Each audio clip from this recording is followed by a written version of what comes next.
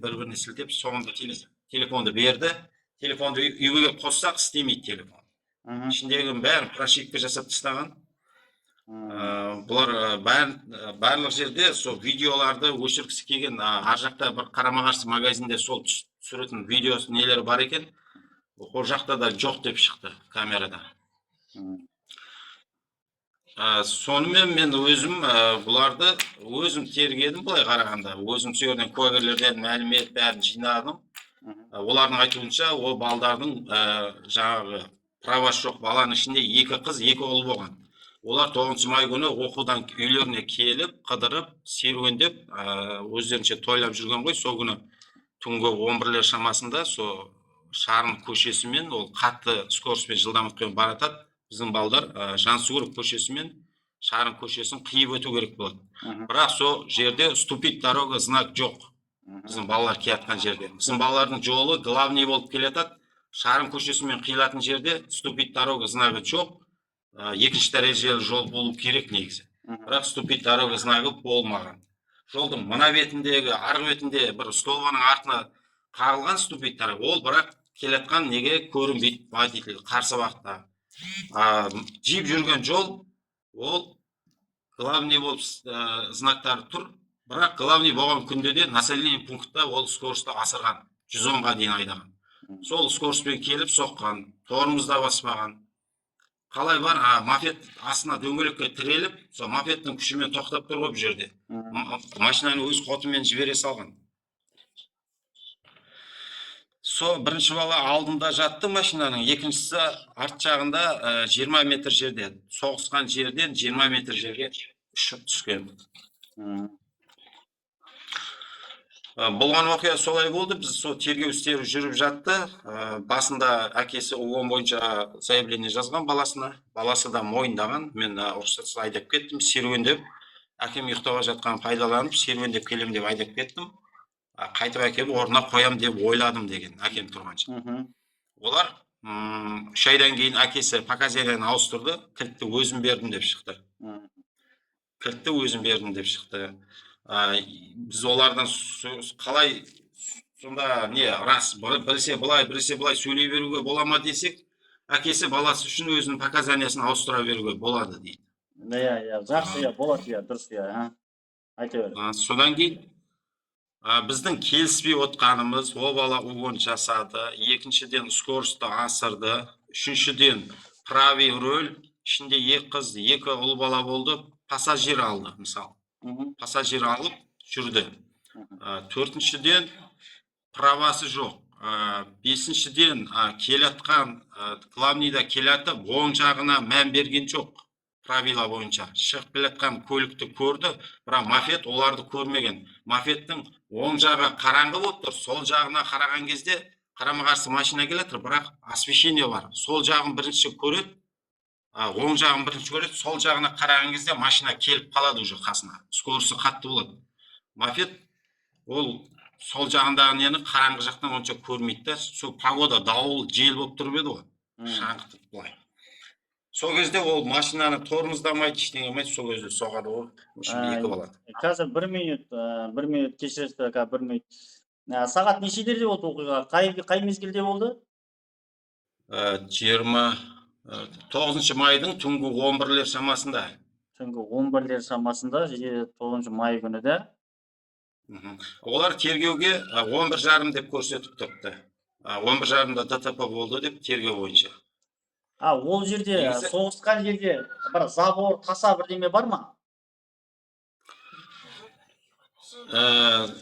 Главный жолдың жанының бәрі үй, и Жансүгіровтің де жаны үй ғой. Барлық видео бар менде ол. Бірақ ондай таса емес, мафетті көре алады. Көре алады ғой, да? Көре алады ғой. Главный көріп келатады. Қазір видеода да бар ол. Главный машина келатады, бірақ скоростын азайтпайды. И мафет шығып келатады. Енді ол мафет дауылдан ба, қараңғы жип келатқан жақта освещение жоқ, ар жағында бар, қарама-қарсы бетінде. Соны жип тоқтап, ешқандай тормоз әрекет жасамайды, сол қалай келді, солай басады. скорость спидометрі сол 110-дан құлап тұр, бірақ оны тергеушілер мойындамайды. Біз көре алмадық, оны білмедік. 110-дан құлап тұрған сіз қайдан білесіз оның? Спидометр. 110-дан құлағанда ішінде видео түсіріп отқан ғой, балаларшы. Видео түсіріп отқан. Сол кезде мафеттік ол видеоны қиып, әкесі солай алып келіп тұр бізге. Видеоны қиып тастаған. Тек основной керек жерін алған, жаңа соғысқан жер. Сол кезде біз мән беріп қараймыз, спидометрі құлайды бүйтіп. Спидометр соғысуға 1 секунд қалған кезде газден аяғын алады, спидометр құлайды. Мына бала айдап жатқан баланың түрі көріне ма? Сол жаңа сізге берген 4 секундтық видеода. Енді ол баланың артында отқан біреу түсіріп отыр ғой. Арт жағынан түсіріп отыр. Артқы сиденьеде отқан түсіріп отыр. Жанында бір бала отыр. Артқы сиденьеде 2 қыз, тағы бір бала отырады. Ол 1 минут кешіресіз. Ол видео тергеушіде бар ма? Сіз істің ішінен көрдіңіз ба ол видео бар екенін? Дискіге жазып берген ба? Дискіге жазып алған ба оны тергеушілер? Ол тергеушіде бар. Ол дискіге жазған ба, жазбаған ба, бұлар өздерін қорғау үшін тергеушіге берген ғой. Бірақ енді ол қалай жазды, не қылды, оны білмеймін, бірақ біз сол жақтан алдық ол видеоны. Сіз іспен таныспадыңыз ба не? Сонда енді адвокаттарыңыз бар ма жалпы? Адвокат бар, ол орыс, олар қатты бір кірісіп атқан жоқ жаңағыдай. Білмеймін, олардың жоқ, енді орыс болсын, американец болсын, африканец болсын, адвокат іс аяқталды ма, сіз іштегі істің копиясын алуға бәрін сізге құқықтарыңыз бар. Видеофиксация бәрін алуларыңыз керек. Соған сіз өздеріңіз зерттеуіңіз керек. Ол жаңағы дискіге жазылған ба, қандай видеолар бар, бәрін қарауыңыз керек сіздер. Сізге де бір копиясын тергеуші жазып беру керек. Ол сен іспен танысып жатсыңыз ғой, енді сізге айтпай оны қысқартып тастады ма сізді? Ол 2024-тің декабрлерінде сол қысқартты бұлар. Біз сол қысқартқаннан кейін бұлар менің WhatsApp-ыма нені жіберді. Іс материалдарының основной қағаздарын жіберді. Мен содан оқып, сол кезде анық-қанығына біліп отырмын да, бұлай кезде телефондарымызға жауап бермей, бізге түсіндірмей, не қылған тергеу жүргізді өздерінше. Оны қалай жүргізгені, ең соңында мен іс материалды оқып отырып, танысып отырмын. Олар оған дейін маған анық мәлімет беріп отырған жоқ. Біресе телефонын көтермейді, біресе андамын, біресе мындамын, кілең сондай жауап бермеді. Сізге сонда мына енді адвокаттарыңыз сіздің құқықтарыңызды түсіндірмей ма? Копиясын алу керек қой. Тізімде міне мынандай мына мен мысалы айтайын сізге. Мынау қылмыстық іс па? Сізде ол не ма? Электронный ма, бумажный ма? Менде қағазға мен бәрін шығарып алдым. Тергеушімен прямой сөйлесіп, ол тергеушімен WhatsApp-ыма іс материалдың бәрін лақтырды. Жоқ, тергеуші оны электронды форматта жүргізіп жатыр ма, әлде мынандай іс қылып қазақша мынандай қағаз түрінде жүргізіп жатыр ма? Қағаз түрінде жүргізіп жатыр. Қағаз түрінде жүргізіп жатса, электронный түрінде жүргізіп жатса да, қағаз түрінде жүргізіп жатса, мына жерде опись бар. Тізім да, тізім. Иә. Мысалға, мына жерде Маңғыстаудың, мысалға, қаулы іс қозғау деген жазу бар, 1 деп та. Мына жерде 1-ші деген бар. Сол мына 1-ші бетте тұру керек, қаулы қылмыстық іс қозғау деген. 2-ші бетте солай. Сол затты бәрін солай алдыңыз ба сіздер түгендеп? Ана жақта не бар? Сізде де сондай зат болу керек қой. Жоқ, олай алған жоқпыз. Ана мен оны жаңағы дискіні сұратқаннан кейін ол WhatsApp-ыма основной қағаздар осы деп қаулысын жіберді, ең соңғы шешімін, материалдарын. Жаңағы дискіні заттай дәлелдеме ретінде қарап тексеру жүргізіп, қылмыстық іске заттай виждок ретінде заттай дәлелдеме ретінде тіркеген ба тергеуші? Білесіз ба оны? Ол жағында мәлімет берген жоқ. Енді адвокаттарыңыз сіздер енді ақшаға жалдап отқаннан кейін адвокаттарыңыз сіздер, бізден жақсы сіздер білмейсіздер. Адвокаттарыңыз түсіндіру керек қой енді осының бәрін. Алып беру керек сізге. Ол түсіндірмей отыр ғой сол. Бұлардың білмеймін енді, олармен өздері сыбайласып отыр ма, іске қандай кірісіп ешқандай жасап отқан жоқ. Өйткені мына баланың әкесі біз адвокат жалғаған кезде олар сол жаққа прямой шығып отыр, қайта-қайта сол жақтың нелерімен бізге звондады, сөйлесті деп. Бүйтті сөйтті деп өздері де сөйлесіп отыр. бір іс материалды ашып, мына жерде минус бар, мына жерде мынандай бар деп олар конкретно айтып отқан жоқ. 2 рет прокуратураға кірдік. Бірінші кіргенде қайта оқиға болған жерге қарап тексеру жүргізу хаттамасы бар ма сіздерде? Не алынған сол жерден, оқиға болған жерден? оқиға болған жерден жаңағы сызба бар, ол қағаздар көп негізі, оның бәрі менің ойымда жоқ қазір. Бірақ маған іс материалдар деп WhatsApp-ыма жіберді, мен WhatsApp-тан шығартып алдым ол қағаздарды. Сөйтіп оқып қарадым. Оның ішінде бала айтады, мен 40-пен келе жатыр едім дейді. 40-пен келе жатырып, Мафет 80-мен келе жатыр деп қойыпты. Мен сұрақ туындайды, Мафет 80-мен келе жатқанын қайдан білдің деген сұрақ туындайды. Ондай сұрақтарды мен тергеушіге де қойдым. Жауап бермейді. Мысалы 40-пен келе жатқан машина неге тоқтай алмайды? Олар қаулыда тоқтатуға мүмкіндігі болған жоқ деп шығарды. Тоқтатуға. Мен айтамын, неге себеп қандай десем, оған жауап айта алмайды. Мафет деген 80 ұстай ма ол? Мафет ұстамайды, просто ішінде куәгерлердің әртүрлі жауабы. Біреу айтады, 1 метрден көрдік дейді, біреу айтады, 3 метрден көрдік дейді. Біреусі айтады, 80-мен келді, 75-80-мен келді Мафет дейді. Негізі Мафеттің артында тағы бір Passat машина келатады, ол ақырын келатқан дейді. Ол кісінің де тауып сөйлесім, ол қатты келатқан жоқ дейді. Ол джип қатты келді да, Мафетті жұлып өткенін мен даже көре алмай да қалдым оны дейді, қиылыста. Ол сол адам жауап айта ма сізге, сөйтіп жауап берді ме, содан жауап алды ма милициялар? Жоқ, оны ол милициялар білмейді де, оны мен өзім іздеп таптым оларды. Милициялар ондай бас ауыртып, оны іздеп, оны анық-қанығына жетейін, әділдігіне жетейін деп жүрген ешкім жоқ. Бұрмалап, бізді кінәлі қылып, ананы босатып жіберейін деп отыр ғой үшін. Шындығында солай болып тұр. Барлық материалдарда соларды жақтап жазады. Кейін әкесі балаға өзім кілтті бердім деп мойындап отыр ма? Енді солай мойындады. Алдында угон бойынша заявление жазды, енді ең соңында угон бойынша ол қамалатын болды да, ең соңында. Сосын оны показаниясын ауыстыр деп, адвокаттары бәрі каждый нәрседе ақылы айтып, үйретіп отыр. Хорошо. Енді қара, есіміңіз кім сіздің аға? Бөкенбай. Бөкенбай қай жылғысыз? 80 жыл. 80, мен 86-мын. Міне мен сізге оқып берейін. Қазақстан Республикасының қылмыстық кодексінің 349 бабы, мана жолдасыңызға да жібердім. Басқаруға құқығы жоқ жүргізушінің көлік құралын басқаруына беру, жол беру. Лауазымды адамның не көлік құралы меншік иесінің немесе иеленушінің көлік құралын басқаруға құқығы немесе тиісті санаттағы көлік құралдарын басқаруға құқығы жоқ жүргізушінің көлік құралын басқаруына жол беру. Егер бұл іс-әрекет абайсызда. 3-ші жаста айтады. Абайсызда адам өліміне әкеп соққан іс-әрекет дейді. Белгілі бір лауазымды атқару немесе белгілі бір қызметпен айналысу құқығынан 3 жылға дейінгі мерзімге айыра отырып, немесе онсыз 3 жылға дейінгі мерзімге бас бостандығынан айыруға жазаланады дейді. Ондай ешқандай қолданып отқан жоқ ондай заңды. Міне осындай баптар.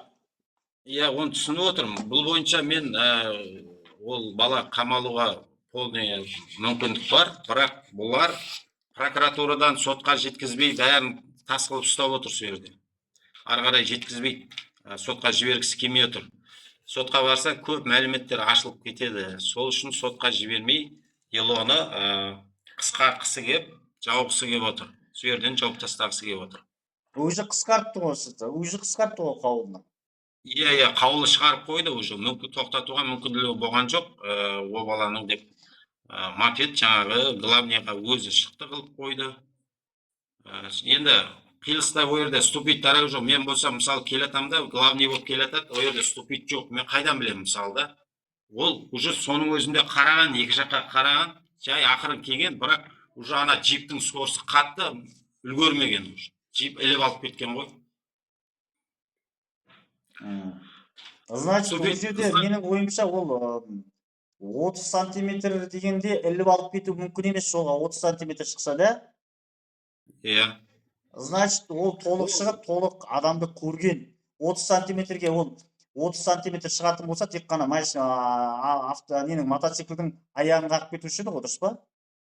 Иә. Ол, значит, или шыққан машинаны, міне, адам мына жерде тұрма, Мына былай келатыр ма? Бүйтіп барып, мынаны бүйтіп қағып өткен да. Рөлді видеода да көрінеді, кішкене рөлді алады мына оң Бүйтіп алып жағына кеткен қарай. ғой, бүйтіп алып кеткен ғой. Иә, рөлді алады да сасқалақтап, рөлді алады да қайтадан ортаға алады машина. Болмаса машина біреудің заборына кіріп кетуші еді ғой, қайтадан ортаға алып алған. Рөл қолы былай мопедке қарай алғанда кішкене. Ол қарама қарсы бағытта машина келатқан тағы бір машина. Олар анық көрген, бірақ ол адамды мен әлі іздеп тапқан жоқпын. Ол қарама қарсы бағытта анық енді соғылғанын көріп тұр ғой оны. Өтіп кетті. Оны естідім, ол адам бар екен, бірақ оны мен әлі сұхбаттасқан жоқпын. Бірақ жалпы видеода бәрінде уже менде материал бәрі жеткілікті болып тұр. Қалай, қай жерден соққаны, қанша жерге дейін тоқтамай барғаны, қанша удармен соққаны, сол соққыдан белгілі ғой. Мопед шашылып кеткен ғой. Енді мен айтып отырмын тергеушілерге, не үшін сендер осы ненің маманы болсаңдар, сендер білмегенде мен біліп отырмын, сендер не үшін оны қатты скоростьпен келгенін анықтап жазбай отырсыңдар десем, ол біз 100 қылып көрсетсек, онда вообще мүмкінділігі жоқ деп көрсететін еді дейді. Неге ол 100-бен жүреді? Неге 100-бен жүреді ол? Енді менің айтып отқаным, сен 60-пен жүрдім деп көрсетіп қойыпсыңдар. Примерно 60 деп алдық дейді скоростьті. 60-пен алғанның өзінде де тоқтатуға мүмкінділігі жоқ деп отырсыңдар ғой. Енді сендер анық қанығын, давай 100-бен жүрді деп көрсете бермейсіңдер ма? Действительно 100-ден асырып тұрыпты ол уже скорость. Население пунктта ақысы да жоқ қой оның мұндай скоростьпен айдауға. Соны айтып тұрмын, неге 100-бен жүреді деп тұрғаным сол ғой. Неге 100-бен жүреді ол? Өзі болмайды. Ол енді қылмысқа тартылып кететін болды ғой, соны қорғап қалу үшін 60 деп көрсетіп отыр. Тергеушілердің өздері солай істеп отыр. Ол сыбайластық болып тұр. Оны дознаниясы қарап жатқан, анықтаушы шығар, тергеушіміз шығар қарап жатқан. Тергеуші солай түсіндіреді бізге, білмеймін. Тергеуші 4 тергеуші ауысты ғой, бірінен соң біріне лақтырады. Мен оны звондап бәр қайсына не қылып отырам, жауап бермейді. Біресе анау дейді сөйтіп уақытты өтіріп, бұларға уақыт өткені пайдалы ма? Білмедім мен. Уақыт 1 жылдан асып баратыр уже. 1 жыл 1 ай болды қазір. Істі созып отыр. Қазір мені прокуратураға звондадым, бүгін 1 апта болды звондап отқаным. Тағы да анау дейді, мынау дейді. Жазбаша маған письменный түсіндіріп жіберіңдер десем, оны жібермейді. Мен екі жақтың біз алдында кіргенде екі жақтың уәжін тыңдаймыз, соны салыстырып, кімдікі дұрыс, кімдікі бұрыс екенін жазбаша жауап береміз деген. Әлі жоқ жауаптар. Телефонына звондасаң өшіріп тастайды, көтермейді сондай. Мен Тараз облысына шешіледі екен ғой бұл нәрсе. 2 адам қайтыс болған, чуда қаралмайды. Облыста шешіледі. Біз оған күнделікті барып келе беретін жер емес ол. Мен оған прокуратурада отқанда айтқан, телефондарыңды беріңдер, мен жауапты кімнен аламын? Мен каждый сұрағым үшін келіп кете бере алмаймын ғой, 300-400 километр жүріп деп. Енді олар каждый несіне жауап бермей отыр. Мен сұрақтарыма жауап бермейді.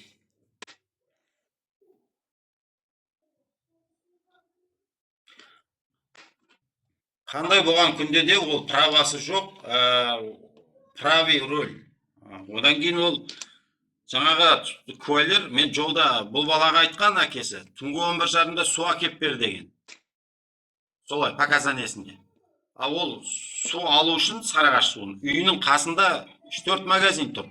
Бұл орталықтағы магазинге не үшін бар? ДТП болған жердің ар жағында Саудакент деген магазинге барып, маған су әкеліп беру керек еді деп көрсеткен да. Мен сұрағым, бір Сарыағаш керек болса, үйінің қасында магазиннен ала бермеймін ол. Ол жерде де өтірік показания беріп отыр. Оны мойындамайды. Сізбен беттестіру тергеу әрекетін жасады ма? Ондай жасалған жоқ. Біз олардың қалай тергеу жүргізгенін де білмейміз. Олар тергеу жүргіздік дейді. Өтіріктен өздері жазып қойды ма? Мен көрмегенсін білмеймін ғой мен мысалы. Солай сияқтана қағаздарында жазылған.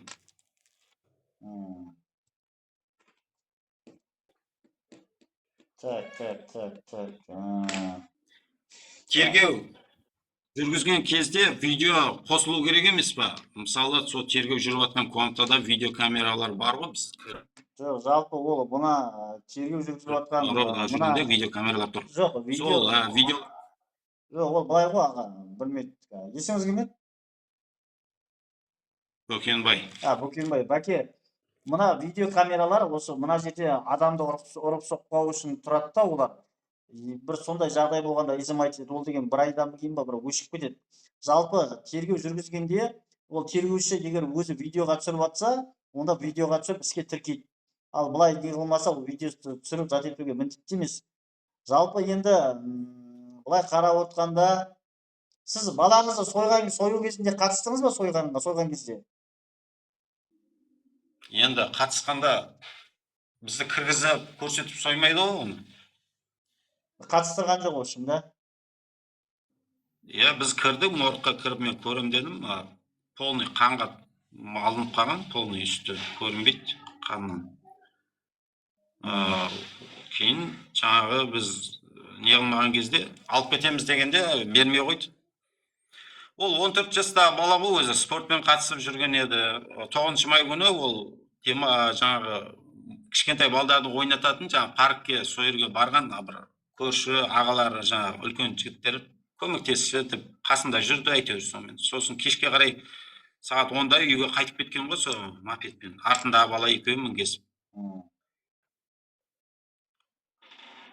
Ол жерде бұларды да еще ішті деп, спирт шықты деп бұрмалап істеген. Оны почти жұмыс біткеннен кейін айтып отыр ғой. Бәрін өздері жасап, істеп, бұрмалап аласын. Біз енді оған да сұрақ қойдым мен прокурорға. Ол бала ішкенін қалай не қыласыңдар, қалай дәлелдейсіңдер? Ол бала қалай ішуі 14 жастағы баланы ішіп алды дегендерге ақылға ошы қонымсыз деп та. Енді ол қалай дәлелдеп не ол чудан таразға келгенше ашып кеткен деп қояды жаңағы анализдер. Бір жауаптары бір баланың жауабы сияқты да, бір органның жауабы емес. Адамда сондай жауап бола ма, ашып кеткен, тағы бірдеңе деген. Олар өздері не қылғысы келіп отыр, жаңағы кінәнің бәрін соларға аударып, ана баланы құтқарып жіберейін деп отыр ғой. Олар ашып кетпеу үшін оны деген холодильникке салып қою керек еді ғой, қатып мұз қылып қою керек. Сыртын жеткізу үшін мұз қылып алып бару керек. Қанды бәріміз де қан тасыдық адамның. Мұз қылып қоясың, мұздап тұрады, сыртын немен олтап зулап алып шығасың, жеткенше шіріп кетпеу үшін. Қан дегенше шіріп кетеді ол дейтін. Жоқ, енді мен айтып отырмын ғой, ашып кеткен болса, басқа болса, онда тергеу материалына не үшін ішті деп қоясыңдар, алып тастаңдар. Ішпеген деп қойыңдар. Десем, үндемейді. Ол енді ішпегенде мен 100% гарантиям ғой, ол бала ішетінде. Оның қасында үлкен жігіттер де болды, осы ауылдың танитындар да болды. Ол жерде ішкенім болса, басқа бір болса көретін еді ғой ол бала ішетін. Ол ішіп мотоцикл айнамақ түгіл. Ол кішкентай бала ғой, былай қарап жатсаң, 9 класстың баласы. Ол ақылға сыймайтын әңгімені айтып отыр да. Мопед жалпы спидометр қанша ұстайды жалпы скорость до конца басқанда? 50-ді ұстайтын шығар ол мопед, қатты жүрмейді ол. Ол қатты жүретін мопед емес ол. Ол өзі де қатты адам. Осы ауылдың балалары да арасында мінеді, енді тыңдаймын, мына сұрақ жауап істеймін ғой мен. Ол қатты айдау. Ол вообще қатты айдамайтын дейді ол.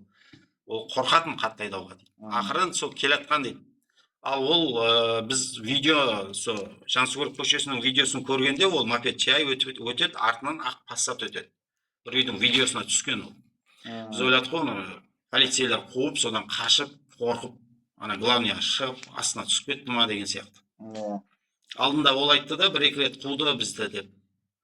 Сөйтіп, қалтамнан 4000 теңге ақшам бар еді, соны алып алды деп. Қайтыс болмастан бұрын. Сөйлеп айтқан. Мен сол күмәнді болдым да, бәрін солай өзім зерттеп не қылдым ғой, енді оны бәрін анық-қанығына жеттік. Бір жерде джип қатты скоростьпен келіп, тоқтауға да әрекет жасамаған, соққан бойда сол өз ходымен жібере салған машинада. Бәке, тыңдап отырмын. Мен деген жалпы енді мен қазір қолымда жұмыстарымды азайтып жатырмын. Жалпы осы айдың аяғына таман мен Алматыға қарай негізі жол көлік өзім машинамен өткім келеді жалпы да. Енді машина болмаса самолетпен ұшып өтем. Мен бір айдай Алматыларда шаруам бар. жолдасыңызбен ақылдасыңыз. Енді мені алың бірдеме деп мен сізге ештеңе айтпаймын. Мана жолдасыңыз ба, ана Талдықорғанда тұрады, ал кім біреу хабарласса, қарындасыңыз ба, иә. жалпы өздеріңіз ақылдасың, не қылың, сосын барып хабарласып, егер договорға отырып алсақ, бір-бірімізден мен баруға қарсы емеспін, баруға, айналысуға, қатысуға мен қарсы емеспін. Өзім сосын ол кезде айтатын боламын қалған заттардың бәрін. Эфирде емес, ол кезде оны жеке кездескенде айтатын боламын. Жалпы мен егер сөйтетін болып жатсақ, мен бұйырса Тараздан өтетін болсам, егер машинамен өтетін болып жатсам, Тараздан жолдан кездесіп қалуға болады. Иә, түсініп отырмын. Енді мен қазір олар уақытты созып жатыр екен, жаңағы сол ойым бір күні осынша уақыт өтті, енді ары қарай істей алмаймыз деген бір сылтау айта ма деп ойланып отырмын да, әдейі созып отқан сияқты ма? Жоқ, уақыты бар ғой. Қазір 1 минут 300 неше? 45 неше? 4 минут? 345-те төрт қой. Қазір тұрады 1 минут қазір.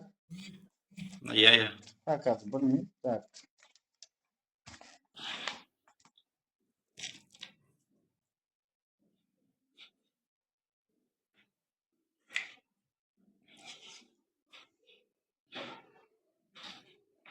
Жоқ, уақыт өтпейді.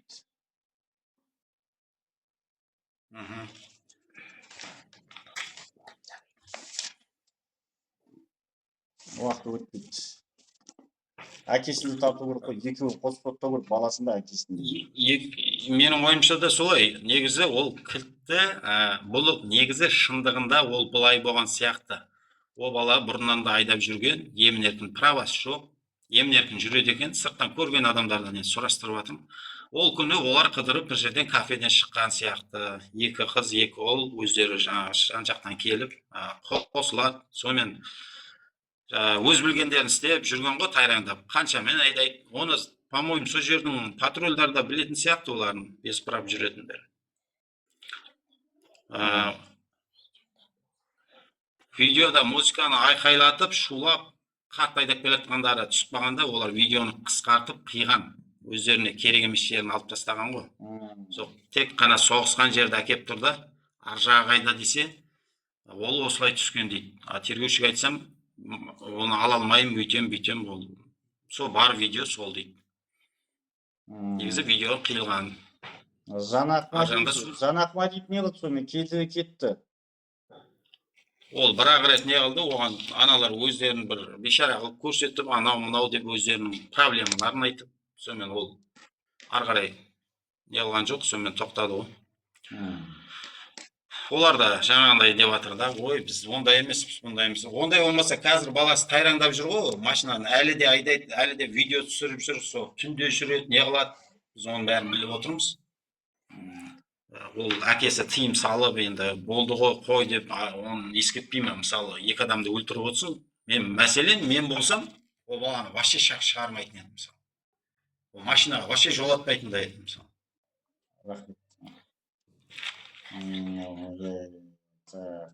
Қазір де айдап жүр, мысалы. Ол жас бала қанша айтқанмен скоростьті асырады, ол ақыл тоқтатқан жоқ қой, мысалы. Мен түсініп отырмын, ол жас болғаннан кейін қалай осылай айдады, осындай оқиғаға сол жастықтың әсерінен түсті. Бірақ ол адам қақтым, осындай өлді-ау, екі адам өліп қалды-ау деп қайғырып жүрген ешқандай не жоқ. Тойлап жүр. Екінші адам жаза ма, сіздің екінші қасында бала жазып жатыр ма, ол арыз жазып жатыр ма, екінші адам?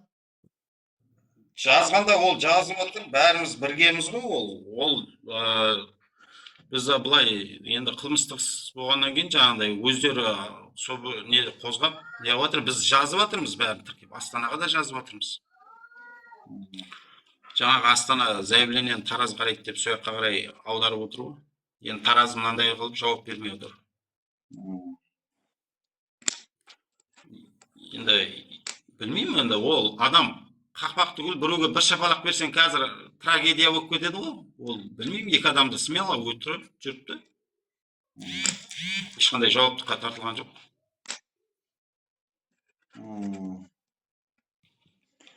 Түшүнбөдүм қазір заңдарды. Кандай заң ол? Мен Или мына жаңа бәке мына болған эфирді TikTok парақшаға салам, қарсы емессіңіз ғой? білмедім, салсаң сала беріңіз. Жоқ, қарсы емессіңіз ғой сіз? Жоқ, мен қарсы емеспін. Болды онда, хорошо. Жақсы, онда аман болыңыз, жолдасыңызбен ақылдасыңыз. Иә. Сосын маған өздеріңіз хабарыңызда WhatsApp-ым бар, жолдасыңызға WhatsApp-ын хабарыңызды айтарсыңыз, жақсы ма? Жақсы. Жақсы, Сау аман болыңыз. болыңыз.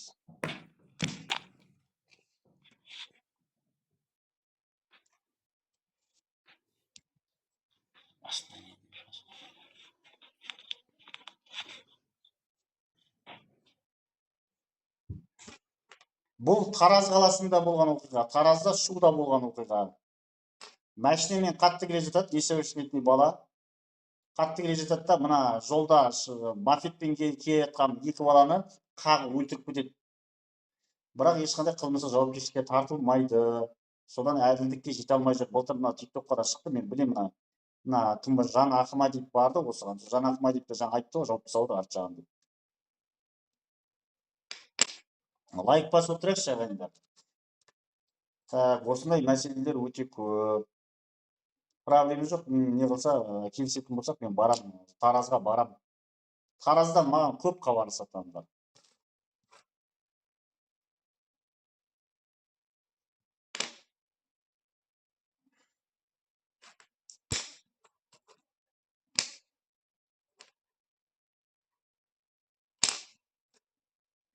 Тараздан көп маған хабарласатын адамдар.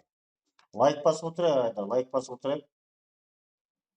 Өте өкінішті. Екі адамды, екі баланы қағып өлтіріп кетіп отыр. Я жұмыста отырмын, Альфия.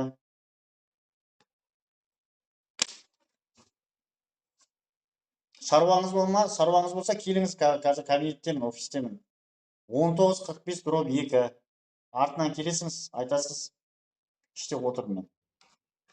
Проблема жоқ.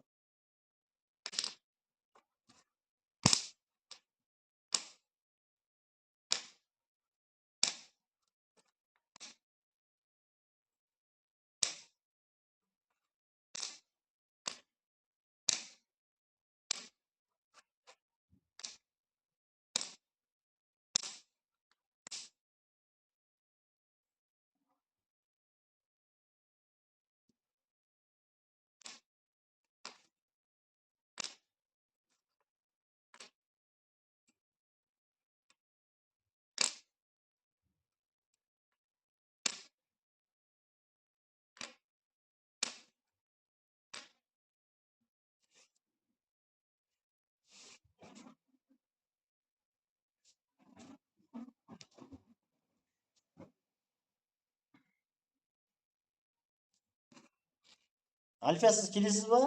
Жұмыста отырсыз ба деген сұрағыңызға сұрап жатқаным ғой. Келетін болсаңыз, офистемін.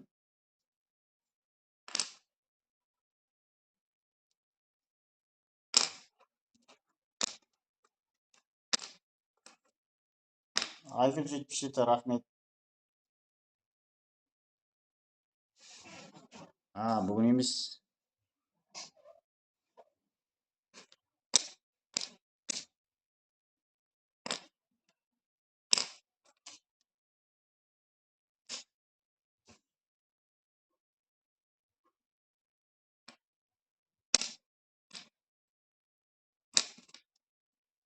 Келесі жыл деп қойсайшы, келесі жыл көрісі уақытында барам деп қойсайшы.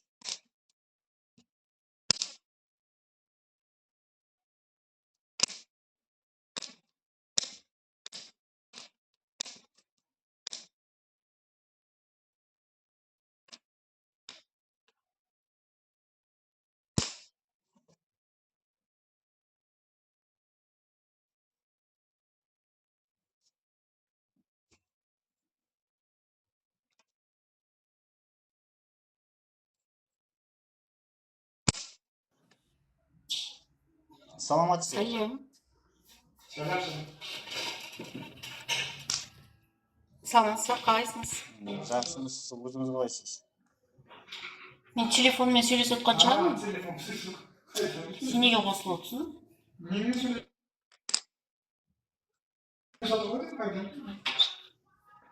Таңертеңнен бері менімен отырсың ғой, сөйлесетін болсақ.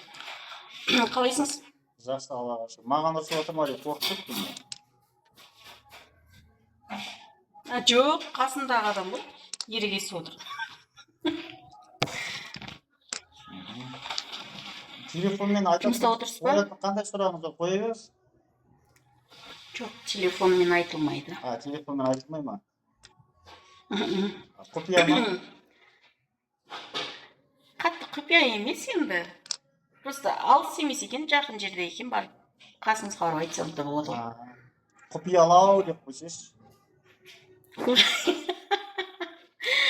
Құпиялау. Болды, хорошо. Нешеге дейін отырасың? Отырым, пока отырам, 7:30 болсын, 8-ге шейін отырып қалып шығармын.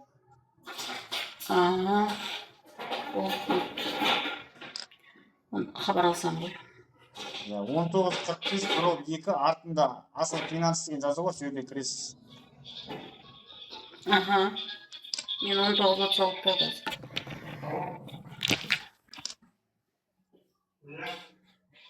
Проблема жоқ. Давай сонда. Номерім бар, если что, парақшамда келсе айтасыз, жақсы. Бар ма? Иә, мен парақшамда номерім тұр ғой. Болды. 25 жыл.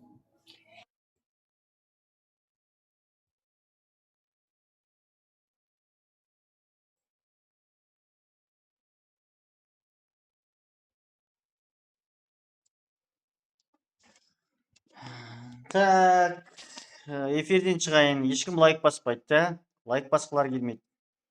Жақсы, рахмет барыңызға.